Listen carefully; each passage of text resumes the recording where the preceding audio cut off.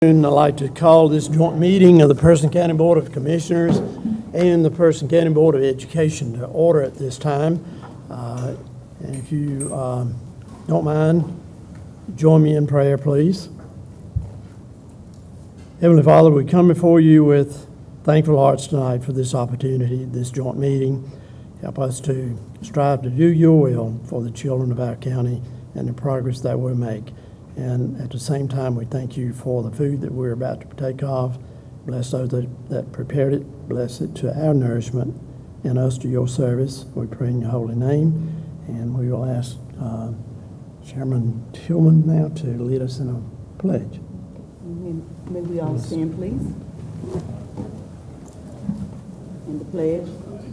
I pledge allegiance to the flag of the United States of America and to the republic for which it stands, one nation, under God, indivisible, with liberty and justice for all.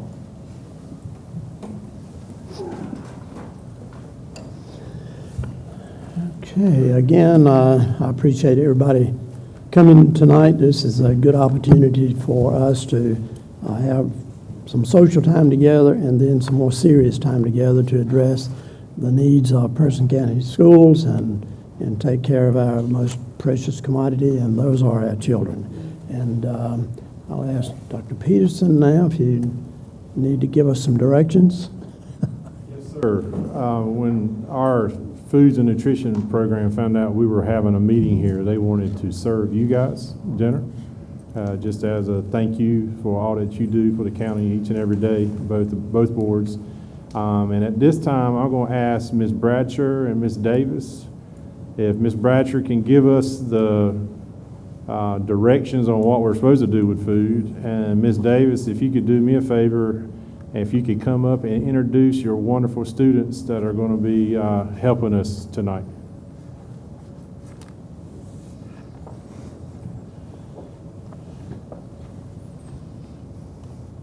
Good evening, everyone, and welcome to Person High School. So this evening, we're going to allow the students to share with you all what they've done and prepared. And we do want to take this opportunity to thank Ms. Davis and Ms. Valines, who's not able to be with us tonight. She had a sick child, and she has still been coordinating with us, even though she hasn't been in the building. So we do appreciate the work that she's done to help us get here tonight. So Ms. Davis is with us, and some of the students from Ms. Valines' class and Ms. Davis' class to share with you for your meeting. So Romello Snow is one of our students in the Food and Nutrition program, and he is going to introduce the rest of the students and mention one student that had to leave a little early, but she did help, and then let you know what you are going to have for dinner tonight.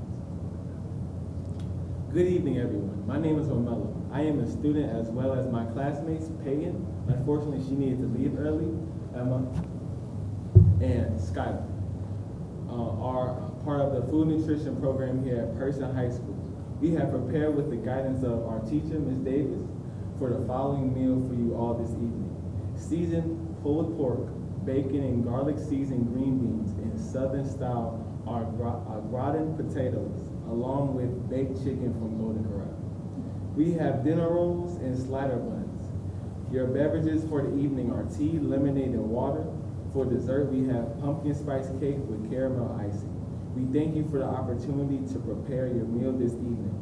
We hope you enjoy. Thank you. And I think So it's self-serve, and we have 2 sides available for you all to go down.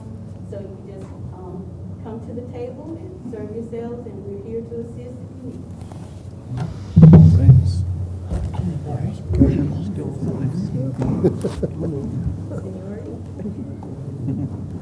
go right ahead.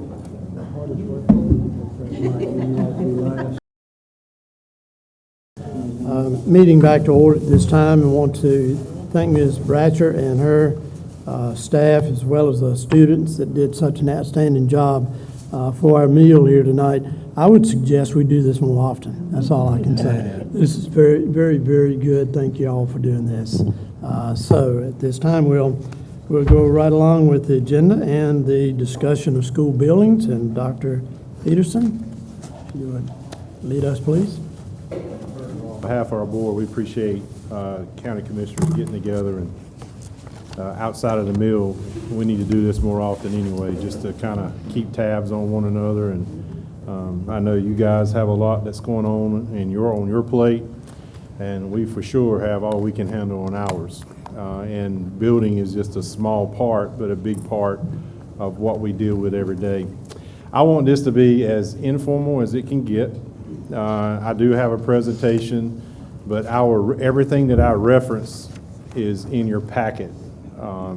Because what you'll see is a bunch of charts that you're not going to be able to read here on the screen. And to be quite candid with you, I did that so that Ms. Reeves will have something for your notes, and Ms. Pulliam will have something for her notes. And because she made it very clear that if I'm not taking notes, she needed something to put in our file. So that's what this is all about. But there's two things that our board wants to discuss this evening. And the first thing is the issuances that's been proposed, and how we're planning on using that money to serve the ADA and security accesses that we have inside of our schools.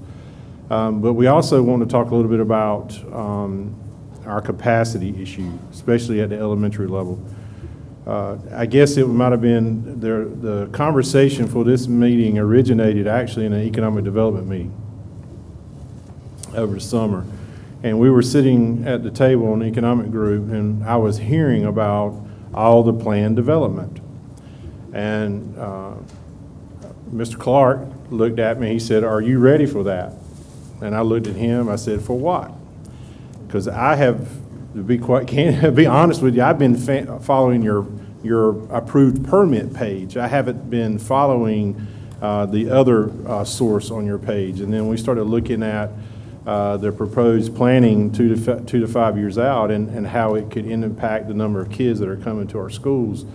That's when he and I started having conversations about, are we ready for it? Do we have the capacity to do it? And it really prompted us to do a couple of different things differently at the school level, school system level. And so we're going to talk a little bit about that as well. What you'll have, first page is the deferred maintenance page that you have in your packet. We first introduced this to the previous commissioner board back in October of 18, excuse me. In October 18, all the deferred maintenance lists equated to around $55 million. And that's where we started having conversations about what we needed to do both at the commissioner level and at the school system level to tackle some of the needs that we have based on the facility audit that was approved. And the facility audit was it was commissioned by the commissioner board, and we were just the agents of recipient of that. Let me tell you a little about where we're at. In 18, this list of the only deferred maintenance list was a $55 million list. Today, this list is $84 million. So that tells you what's happening not only with building, but the cost of, and I'm just going to say it, waiting. Because every year we wait to do something, what I'm seeing is that it is getting exponentially expensive to do some of the things that, just on the basic things that we need to be doing, just to upgrade our buildings. I think most of you have a copy of the audit, the actual audit, but there are some things that it's important to understand. The issuance that we're talking about, the 38.6, doesn't cover this list. Matter of fact, it covers very few components on this list. As part of the facility audit, there was a second phase to the study that dealt with specifically looking down the road, not only at 2022, where we're at now, but all the way through 28 and 29, and what was our capacity and whether or not we had the capacity to handle a projection that we also put as part of the audit. The second phase of the audit that we provided was a forecasting, and we did that through a company called Numerex. Back in my days in Johnston County, that was the old ORED system. That was a system developed by NC State that helped school systems project out how many kids they would have and whether or not you had the seats and whether or not you had the capacity to be able to handle it based on all the external factors that were happening inside of in your community. So I think that's first and foremost, that's the important thing. One of the other things that came out of that study was also looking at the age of square footage that we have inside of our school system. Unlike charters and unlike private schools, any dollars that we use for public ed has to get approved by the Department of Public Instruction. And they have a series and they have a list of things and list of criteria that we have to abide by. But they also have, if you were to add classrooms or if you were to add square footages to your building, then there are certain protocols that you have to follow to do that, so many square feet per child. If you're looking at this chart, what you'll notice is a lot of the square footage that we have inside of our school system is almost 70 years old. That's concerning because 70 years ago, square footage per kid was a lot lower than the square footage per student that's needed now. Not only that, when you look at these numbers, the square footage also deals with mechanical. A lot of the mechanical that we have is very old. A lot of the access that we have was built under a different access. And looking at some of your commissioner meetings, you are dealing with the same things in your own building. Kirby is a great example of that. So I think this is important to understand as it relates to how we would possibly use issuance money, in that we have a lot of schools that have square footages that are very, very old and very dated. This tells you a list of what square footage is by school and how old the square footage is by school. If you took the totality of the square footage and you did an average age, to be quite honest with you, it's going to be skewed because I don't know how many of you, or if any of you, are on the commissioner board in 2000. But in the year 2000, y'all approved Storage Creek and Helena being built, but you also approved a lot of administrative footprints out of a lot of our older schools, which creates an average year of those schools, the square footage to be skewed to some degree. If you go to schools like North End is a great example. Oak Lane is a great example. Those new wings are specifically K-1 wings. I'm looking at Woodland. Woodland is a kindergarten and Woodland is an administrative wing. Same can be said for your North. Your North holdback wing is a K-2 wing. So while I thought just me looking back at historically of what's happened in Person County, there was an appetite to make sure that you had quality school buildings inside of your schools. I had an architect tell me once, and I'm looking at him now, you know, it's not what we're doing for today, are we passing along something that for future generations? Because somebody had the foresightfulness before we came to school to make sure that we had the buildings and the needs that we needed for schooling prior to us. And so, you know, my challenge to all of us, not only the commissioner board, but to our board of education is, are we setting that example moving forward for generations to come? And are we setting ourselves up to be able to handle it?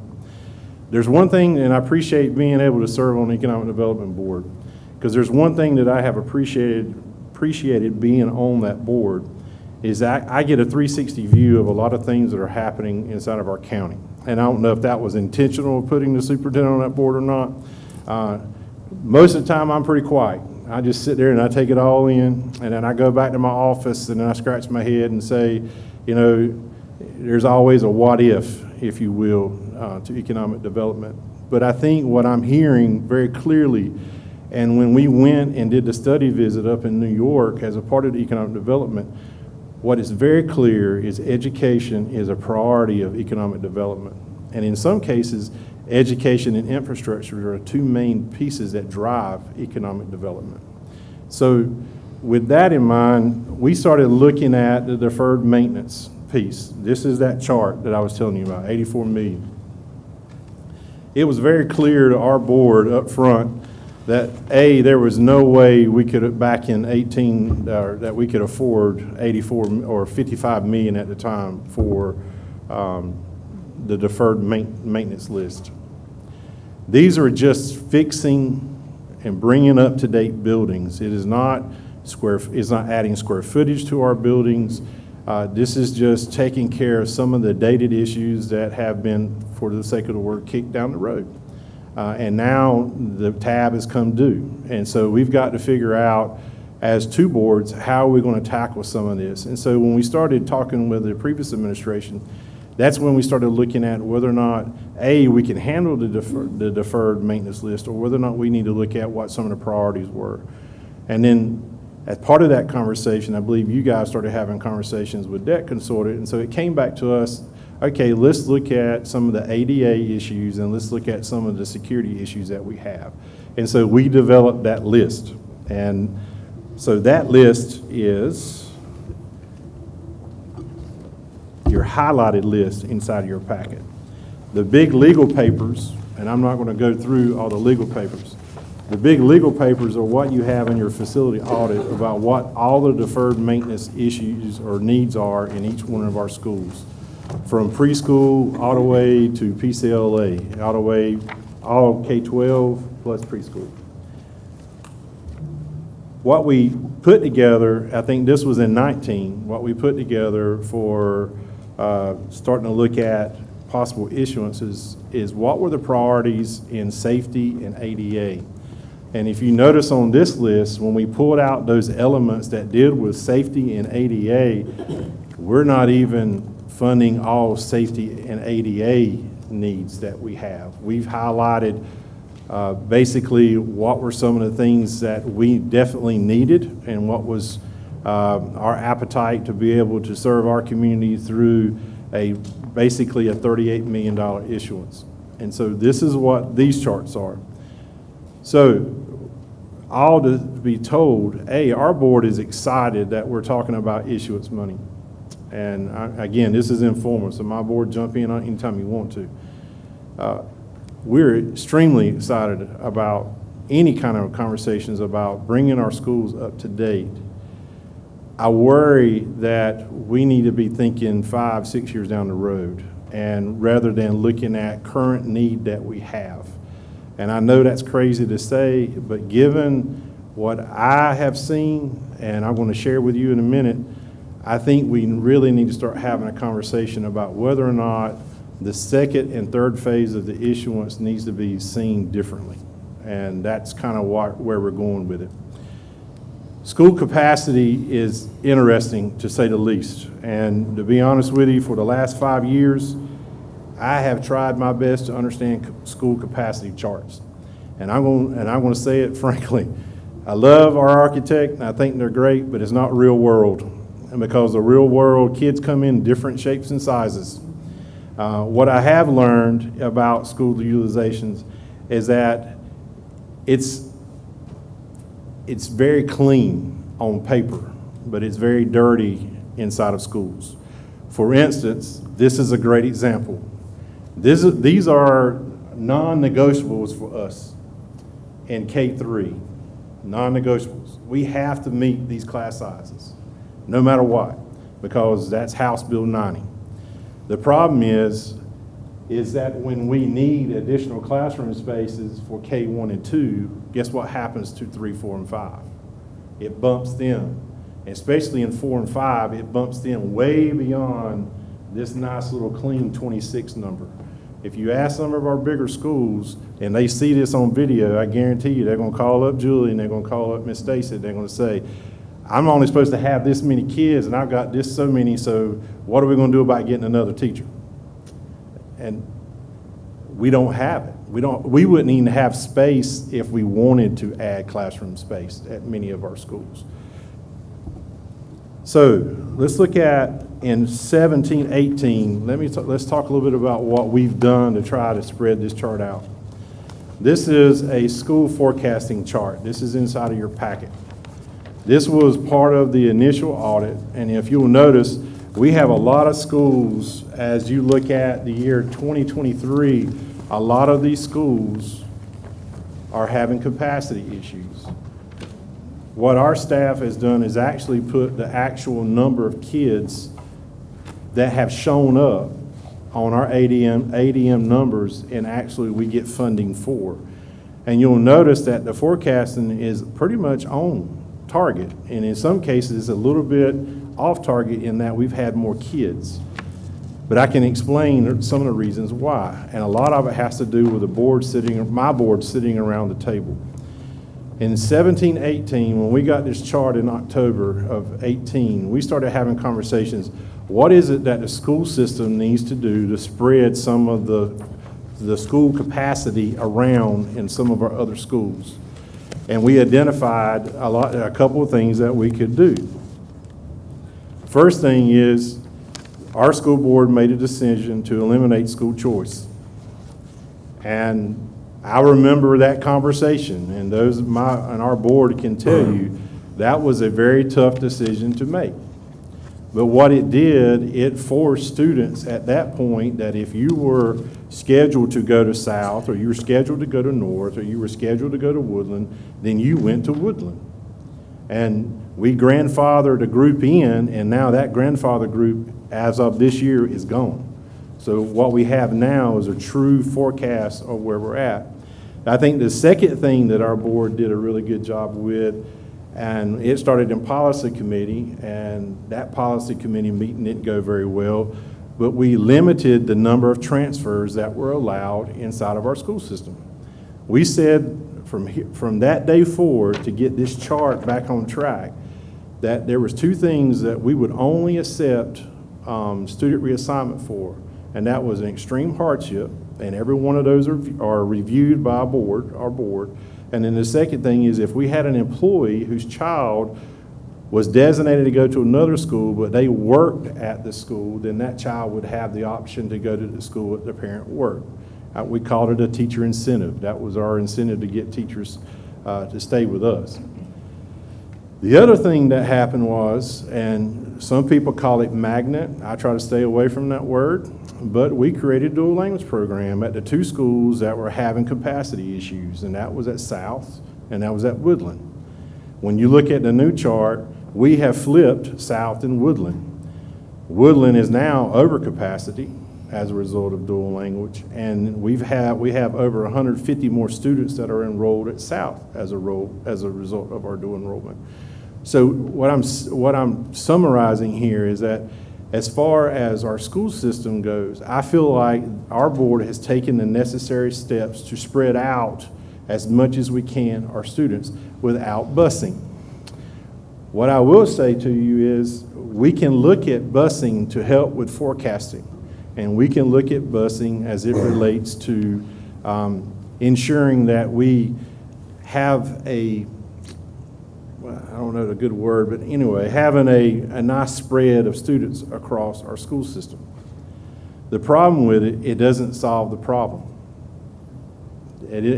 Only thing we're doing is moving capacity problem from one school now to another school as a result of, and I'll say it, state, department, whoever wants to see it, whether we like it or not, this has kind of held our hands to a lot of degree. I'm worried, and my board's going to freak out because they haven't heard this. I'm worried whether or not we're going to meet class size this year because we don't have waiver status for this. What happens if you're totally out of whack? What's the consequence of that? I don't get paid. That's an incentive. Yeah. Yeah, I like to eat, if you haven't noticed. So that's one of the consequences, that you lose funding for your superintendent, for superintendent salary. And that's roughly 80-some-odd% of what my salary is. But also, we have a reading program called Letters, and they have layered it on top of class size, and because they see the teaching of reading to be very important in K-1-2.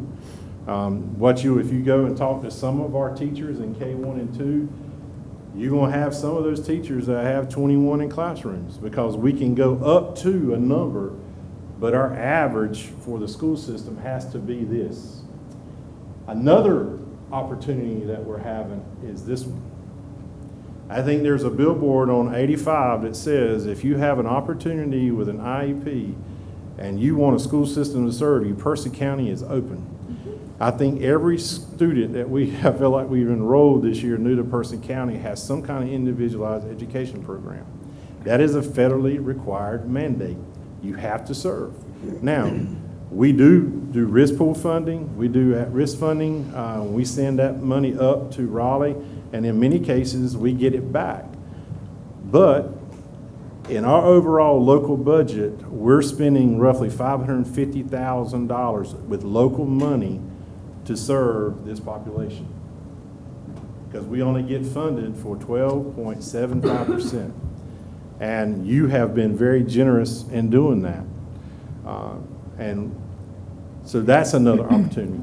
The issue here is classroom space, because if we have to develop a classroom, what happens? Now that eats into capacity that we have inside of our schools. And we have developed a classroom. We used to have them at Storys Creek. Now we have classrooms at South. Now we have classrooms at Southern. We're looking at having to have a classroom at Northern to handle some of the needs that we have that are required.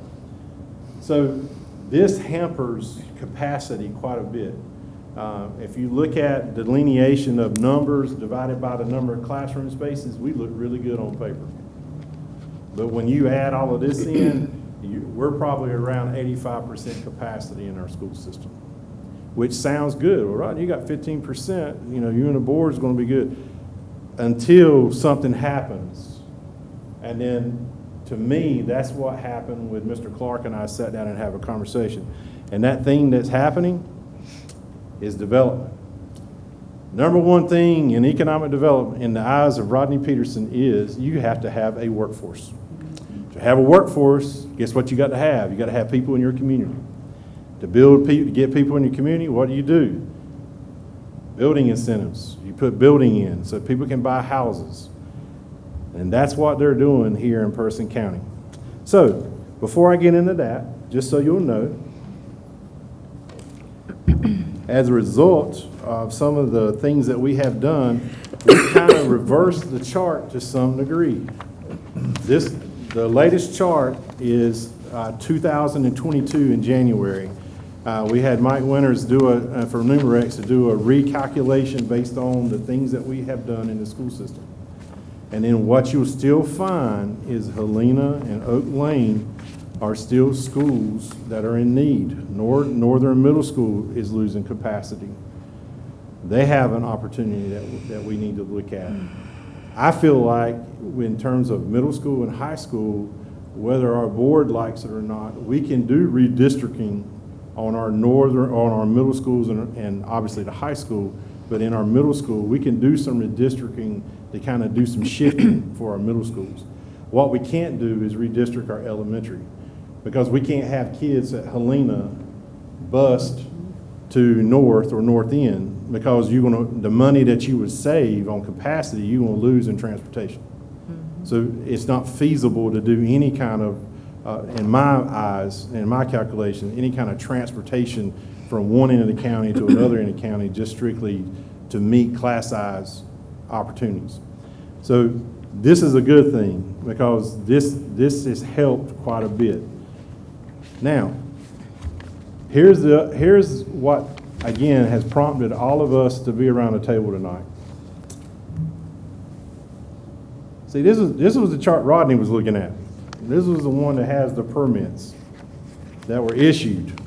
These are the ones that are already, I guess, I'm assuming permits issued means that they've got a building permit and they're building.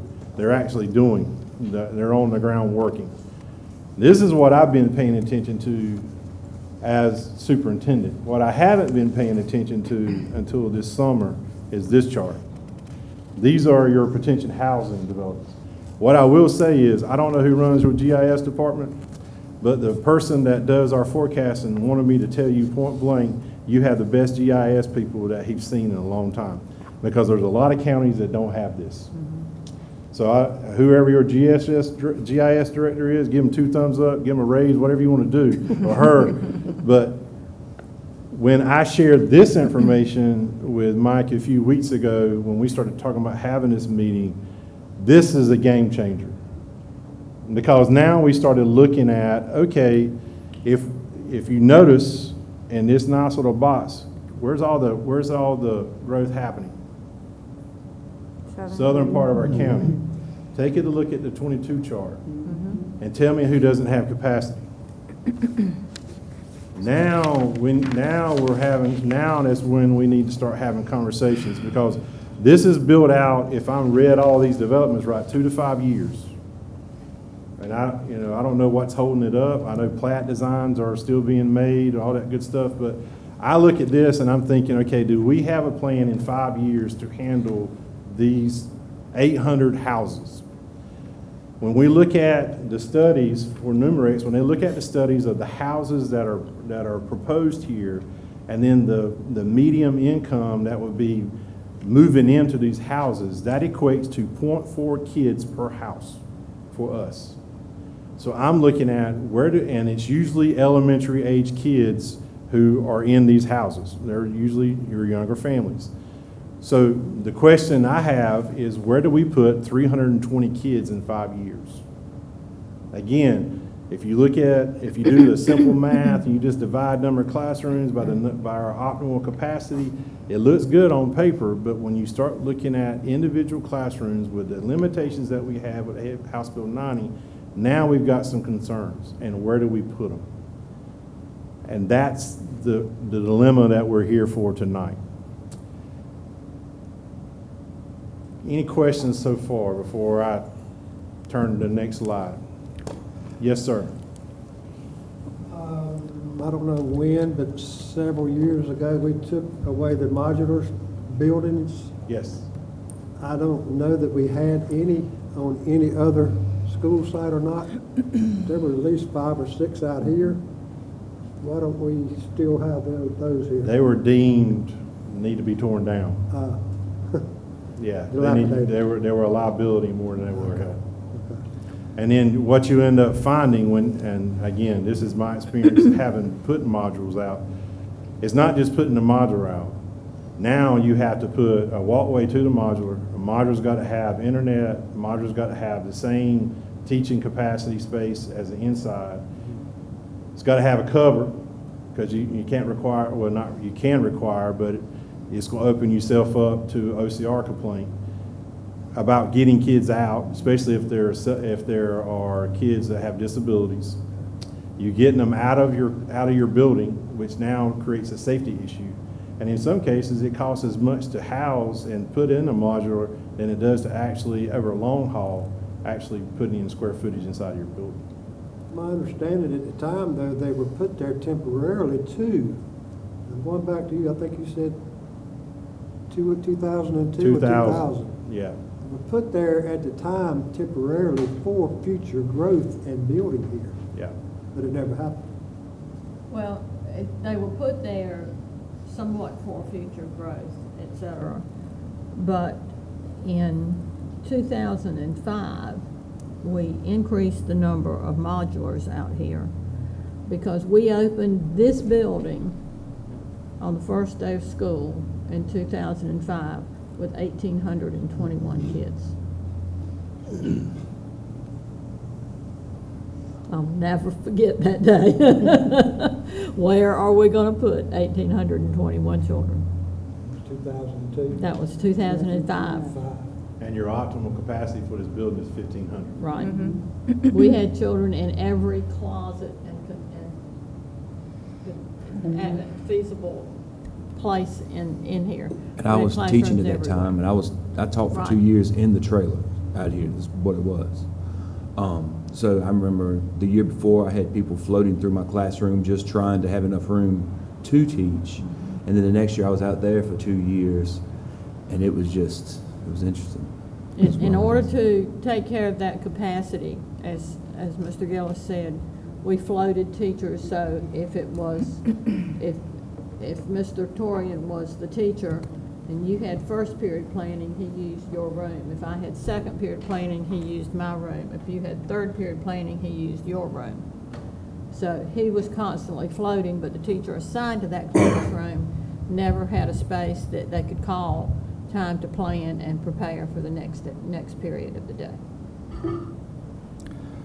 Rodney. And for those that don't know, I say that because I was the person that opened it on the first day of 2005. So I hear capacity and also space and square footage, but I would think it's also with the increase of the number of students, you've got to look at increasing your teachers and getting teachers here.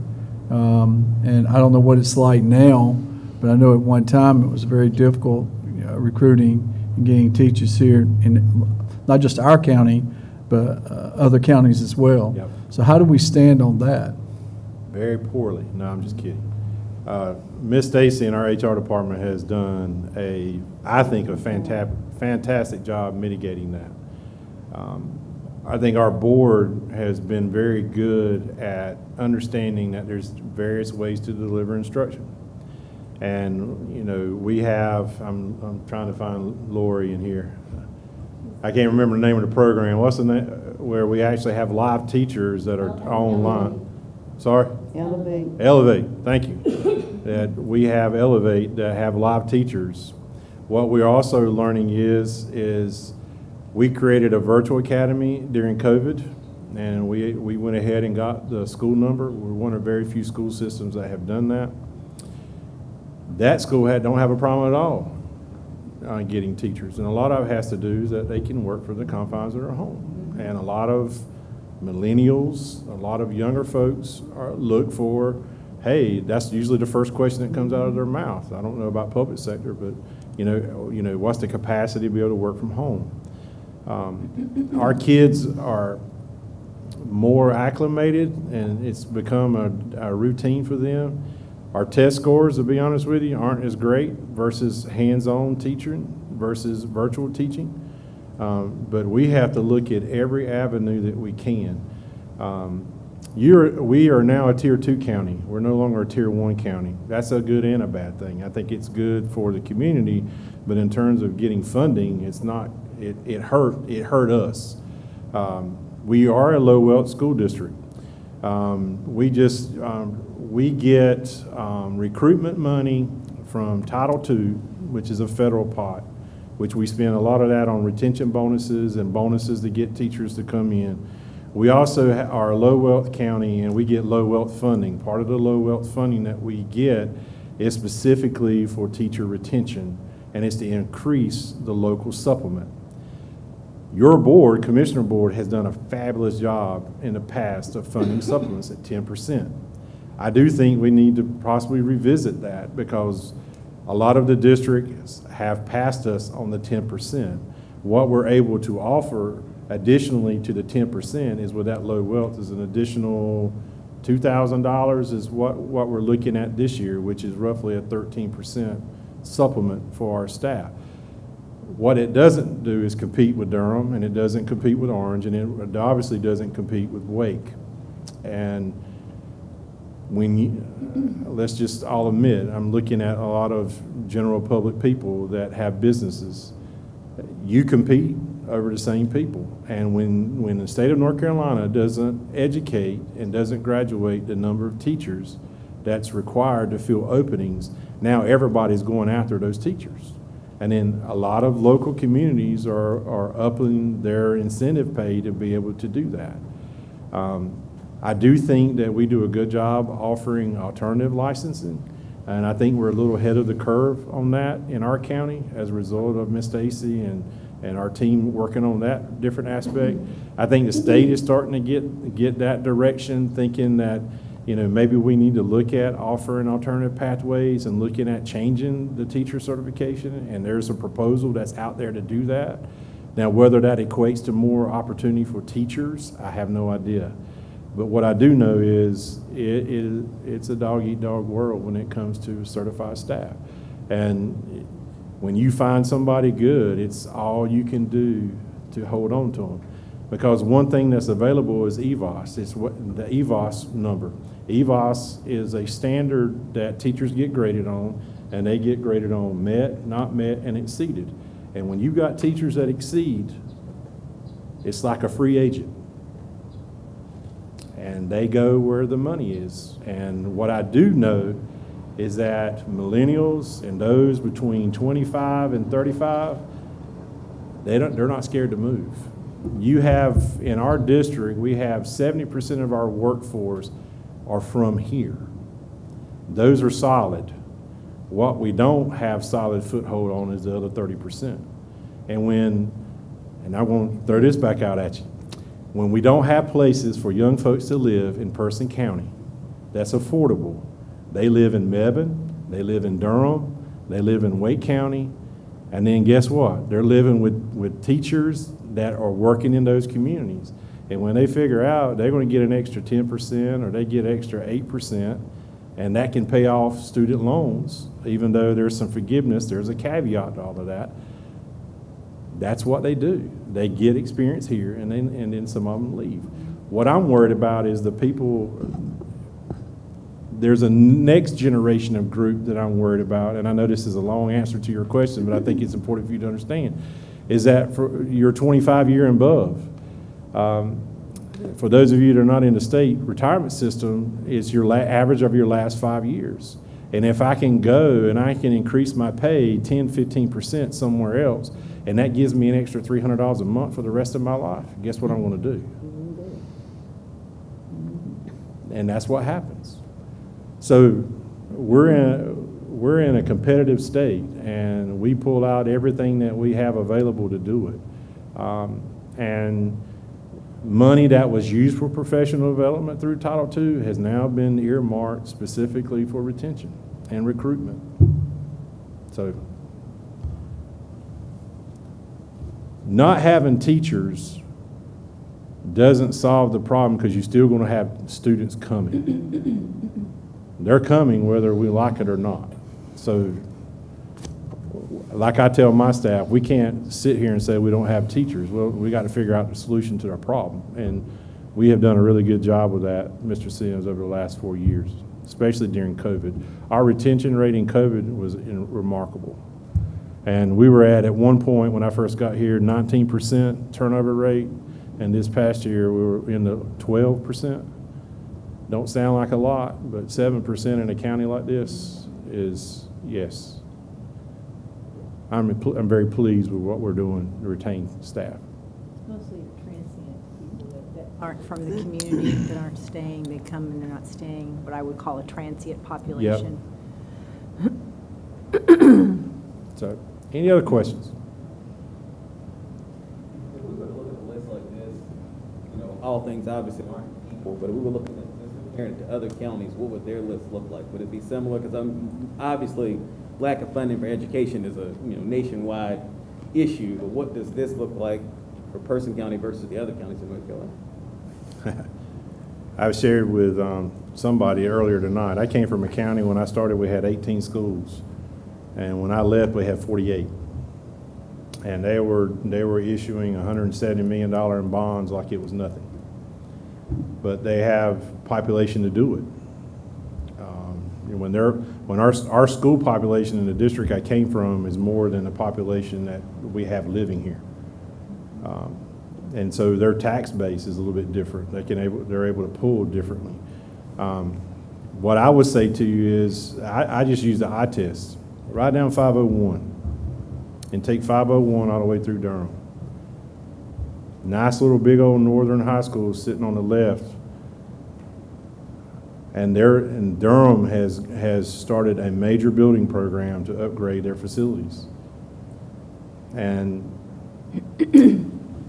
my personal belief, again, this is Rodney, this isn't the Board of Education, and my belief is, because I am transient, first thing I looked at when I interviewed for the job, before the first day I interviewed, I came up and rode around our county. What do you see versus riding around other districts? And if we don't think economic partners are not doing that, we have another thing coming. First thing I thought of when I got up here, before I even interviewed, was let's just take care of what we got. because we weren't doing that. Let's just be honest with you. We were not doing that. You know, and the first day on the job, I rode around with Larry King. Won't never forget it. This, and this. It's all about effort and whether or not you wanted to do what we needed to have done. And I think our operations has done a remarkable job improving the facilities that we have. With what little money that you give us. Y'all fund CIP projects. If you look at your percentage of how much you fund on CIP versus what other districts get, to answer your question, no, we don't get the volume of money that other districts get, but when you get a per capita percentage, commissioners do a really good job at doing that. So I applaud you for that. Where do we get our CIP list?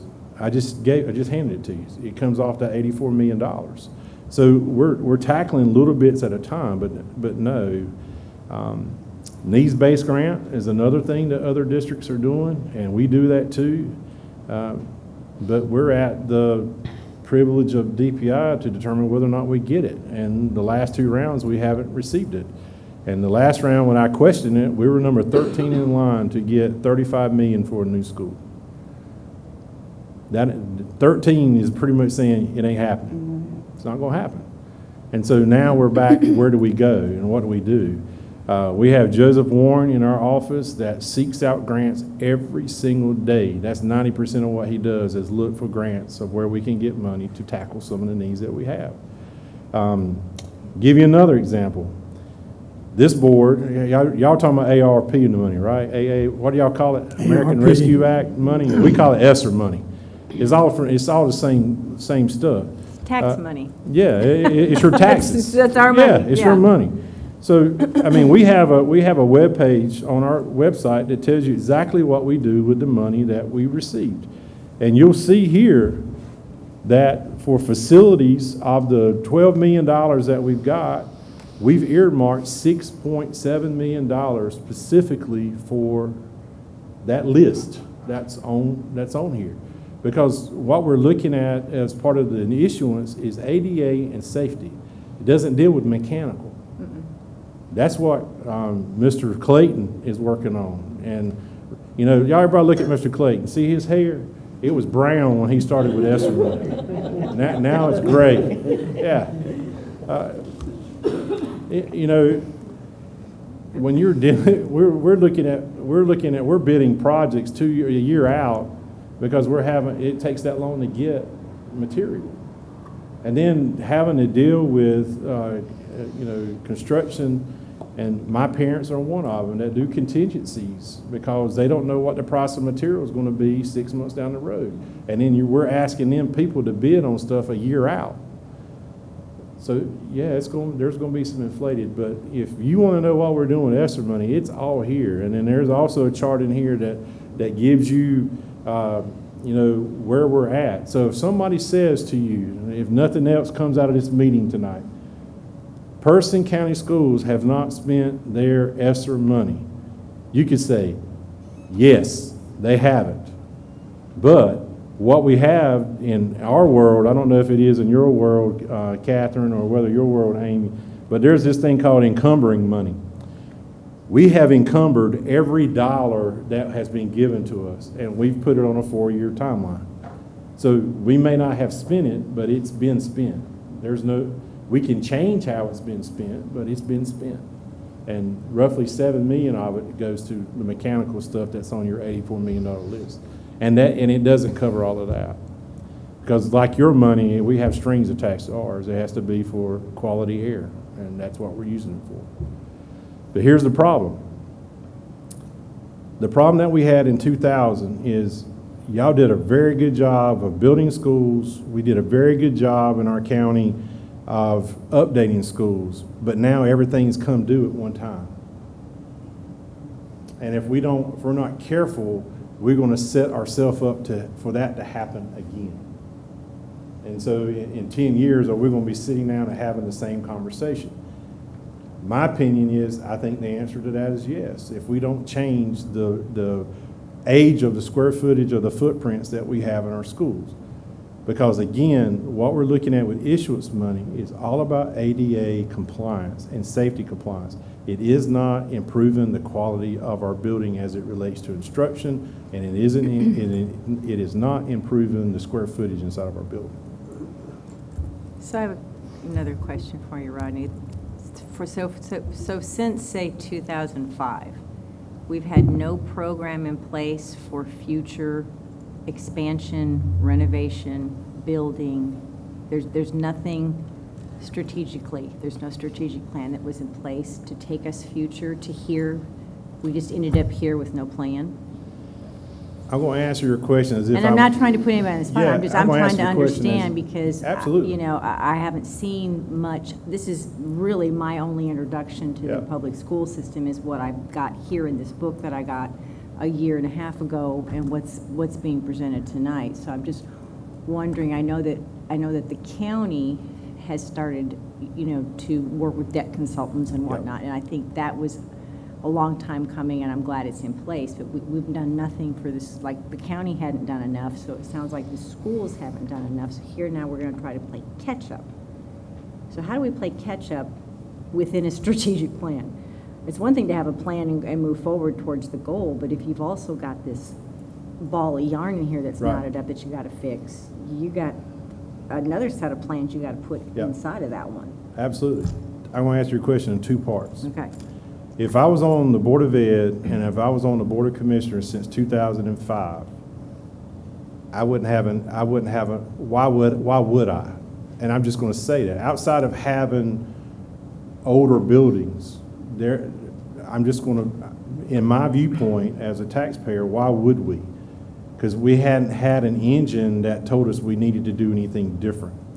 I think now you've got two engines that tell you have to do something different. One of the engines is House Bill 90. It limits your capacity. And the second engine is going to be your development that's on your proposed development page of what's coming over the next 2 and 5 years. Those are the two litmus tests that has now started the conversation. I think what the commissioners have done since I've been here, and I can speak to this, and I'll let the board speak to the other part. I think what we have done is that we have looked at what we could on the mechanical side with the limitations we have with our tax base on what is needed for our schools that is an emergency at this point. That has been anything from chillers to valve systems, and they've had a CIP process on the commissioners that have funded. There has been very few things that we have sent up as a unit that hasn't been funded. But now, what I would say to you, Ms. Gentry, you have two engines that are now creating a conversation that goes beyond what has happened since 2005. Unfortunately, it's coming. And the question is going to be whether or not the two boards are going to be prepared for it. I will go ahead and say it. We're proposing a new elementary school. We feel like as a school board, that's a better use of taxpayer money than improving some of the schools that we have inside of our school district on the ADA and safety, because you still have a 1950s blueprint.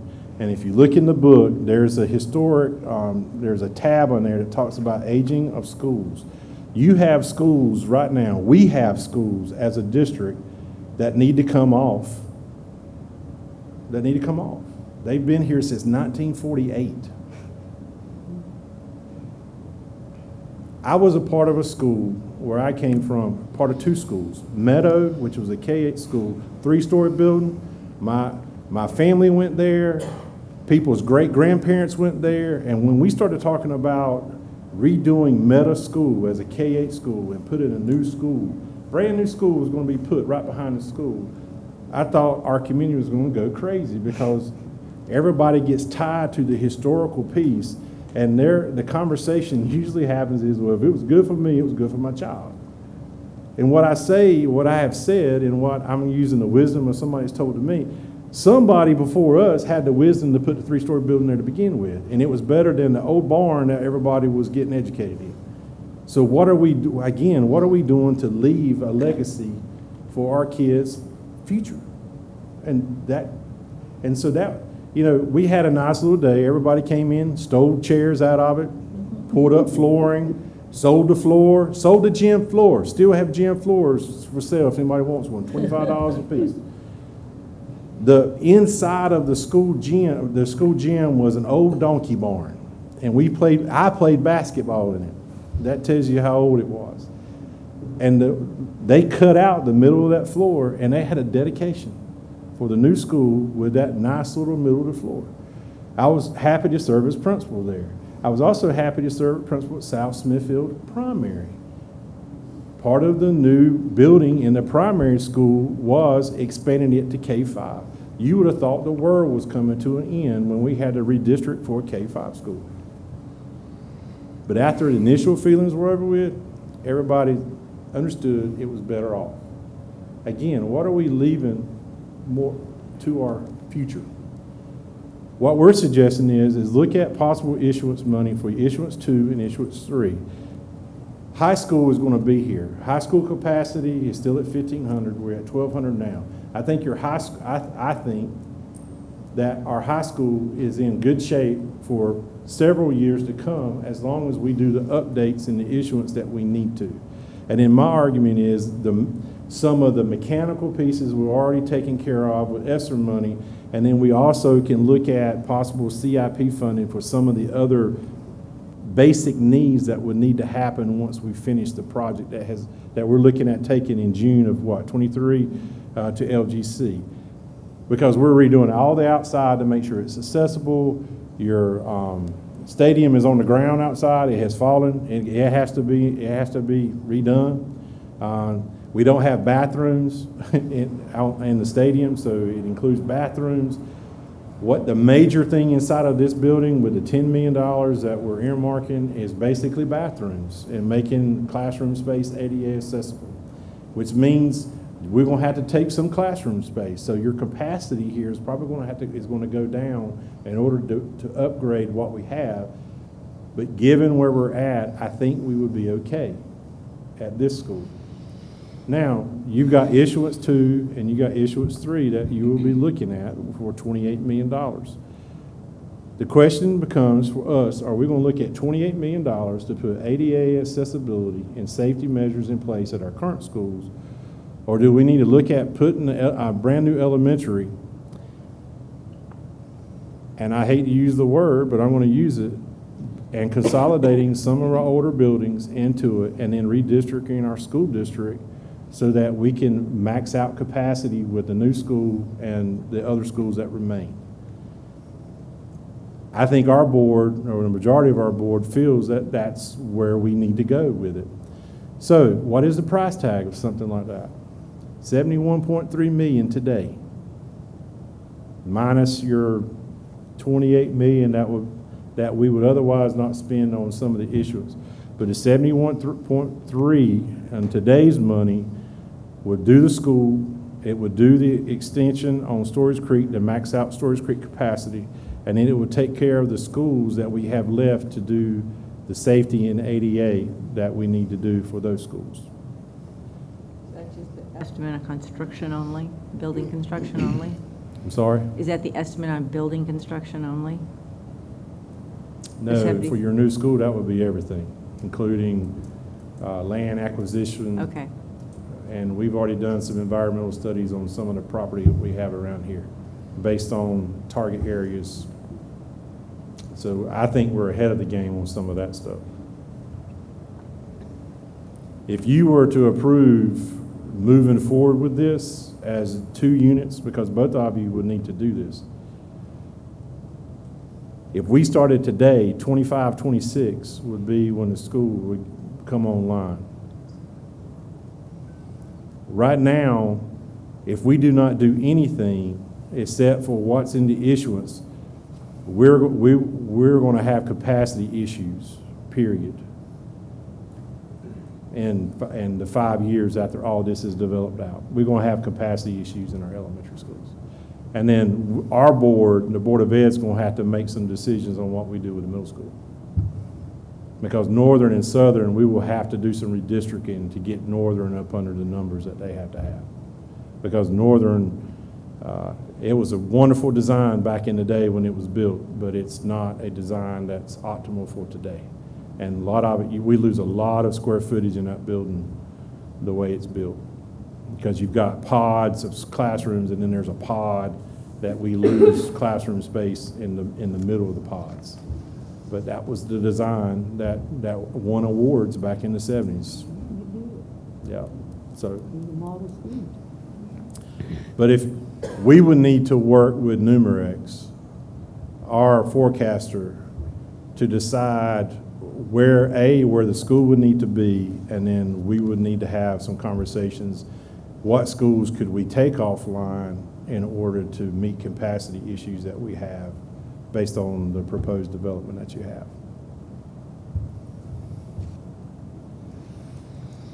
That's all I got, Madam and Mr. Chairman. Can we digest all that? That was your The dessert. meal we just had, I don't know. I compliment you and your board for what you've done in the past few years that you've been here. I've been around long enough to know you go back beyond, 2004 and 5, along about that time. And I know historically there, and I'm like you now, I'm just going to say it. Person County schools haven't been funded as needed. And the old saying goes, the chickens have come to roost now. And it falls on this board, or these two boards, at this current time. Sometimes people don't understand that the county government is mandated to fund schools. If I remember right, there are 8 top categories. Schools are there. Yeah. The court system, the jails, on and on. But schools in the top 8 the last time I looked at such information. And again, historically, even the current expense request from the commission board to the school board was inadequate, let alone the facilities needs. And I can go back to, if memory serves me right, around 2006 or 7, the school board, put in a request for about $10 million in facilities needs, and it was scoffed at by the board. Commissioner Perrier. Wasn't taken serious. And at that point in time, the real number was, if I remember again correctly, $50 million. So we're going back to 2006, 2007. So again, historically, the county hasn't done a very good job. So it brings us to where we are today and what you said. And the need is there. I like your charts, your data. Numbers, as they say, don't lie. That's what we base our decisions on. So good data is extremely important to this board as they go forward in these considerations. But I'm certainly in favor of further discussions and going along with your recommendation, but that's a discussion at another point in time. But I compliment you and your board on what you've done. At the same time, I know that our current board has funded fully your request for 4 consecutive years. Am I right with that? So, again, that's a compliment to this board to do that. But still, the facilities needs continue to mount. And that's like an old house, an old building, an old car. At some point in time, it's simply worn out. They're obsolete, and we're putting our children in some obsolete buildings, some that were probably architecturally designed in the 40s and then built in the early 50s. So at that point in time, they were good community schools, but they aren't safe and they're not conducive to learning as we have it in today's society and world. So again, I feel good about the meeting and what you've presented, and such a pleasure to be here together. This is what we Absolutely. need more of, to have open, frank discussions, and I appreciate your candidness in bringing this to light with us, and so Any other board members? Well, we'd like to thank you for being open and receptive to the information that you have received. And we continue to work together as a board to improve our schools. So you have a lot of information there, and we can supply you with extra. You need it. You mean this? Go ahead, I was just saying, Mr. Chair, I know that, and I've said this for many years, is that ever since we started talking about economic development and possible something being developed at a mega site and that sort of thing, was that and we've heard this from consultants, is that when prospective companies come into our county, one of the things they're looking at is the infrastructure, and they're looking at the schools, where their kids, where their employees want to go to school, and what type of schools do we have here. And so it is a big selling point for a company that's coming out here if we have our schools up to date, and if they have to be refurbished or what we have to do, or even a new school. But I certainly think that that's a very important factor when a company is coming out here to look at our county and look to build. And certainly when you're looking at possible executives moving into our county, the schools where, they want their kids to go to school. But it's for all of us. Even if we don't have the companies moving here, we got to look at our kids that we have here today and coming forth. And we need to look at that, and we need to think about the future, just like you mentioned. So I appreciate it. Appreciate you sharing this with us. Thank you very much. Any comments? I apologize for my tardiness tonight. I had an issue at work that required my full attention, so again, I do apologize. No worries. But I would like to speak with you one-on-one to Absolutely. follow up on some important points that I may have missed earlier that was brought up. But thank you, and but Mr. Chairman and the Vice Chairman is right, and it requires both our boards working together, and we've worked, as he said, we have worked together successfully in the past, and look forward to hearing continued dialogue and to move forward with future development. Looking forward, let me take a step back. Great presentation. Thanks, sir. Very eye-opening. And going forward, I see, as well as anybody else in this room, that Person County is going to grow. It's growing as we speak. I think you're going to see a huge influx of growth here in the next 15 to 20, and we need to be ready. And schools are. I like the idea of having one, for now, public school built, and by my assertion, I think it needs to be fast-tracked.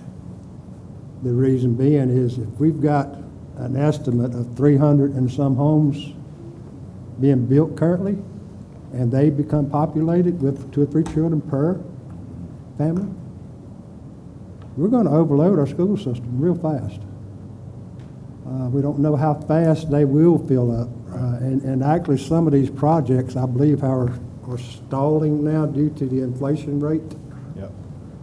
The home ownership, purchasers are buying homes. I think that's on a stall, but it's coming. Person County has held the line pretty steady in my lifetime here with population, schools. Industry used to be great here, and that is something we are focusing on. One of our primary objectives is to get industrial industry back to Person County, and once that does happen, hopefully we will have these homes filled, we will have a school built, and we will have everything ready for procedure to move forward. But thank you again. It was a great presentation. Thank you.